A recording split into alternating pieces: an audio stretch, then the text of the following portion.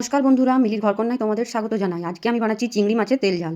চিংড়ি মাছগুলোকে এখানে পরিষ্কার করে ধুয়ে নিয়েছি, তারপর তার মধ্যে নুন হলুদ দিয়েছি আর কড়াইতে তেলটা গরম হতে দিয়েছি।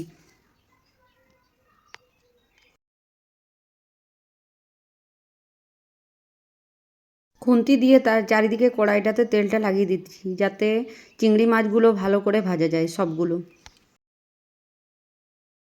কড়াইয়ের মধ্যে মাছগুলোকে সব ছেড়ে দিচ্ছি একে একে।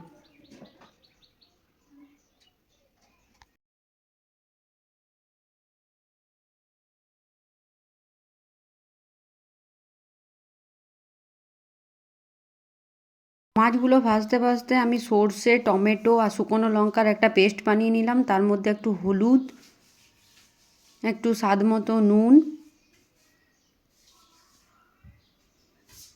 দিয়ে নিলাম।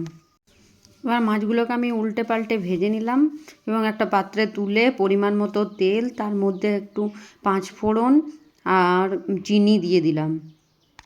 তারপর চিনিটা লাল হতে না হতে আমি কাঁচা পেঁয়াজ কেটে নিয়েছি আর কাঁচা লঙ্কা কেটে নিয়েছি আর ওই পেস্টটা ভালো করে দিয়ে দিলাম একসাথে 3টে। বেশ করে ভেজে নিচ্ছি। এবার ফুটছে, আর তোমরা সবসময় ফুটতে ফুটতে যাতে তেল একটা বেরিয়ে আসে, তারপর চিংড়ি মাছগুলো ভাজাগুলো দিয়ে দেবে উপরে। এবার একটু ফুটতে দেবে, তার মধ্যে 1 দোসান সর্ষের তেল দিয়ে ভাজা ভাজা করে নামিয়ে নেবে। তাহলে রেডি হয়ে যাবে তোমাদের চিংড়ি মাছের তেল ঝাল। এবার আমি গার্নিশিংয়ের জন্য একটু ধনেপাতা দিয়ে দিয়েছি। চলো এবার খেয়ে দেখা যাক। আমি আমার বেটুকে দিয়ে দিয়েছি খেতে।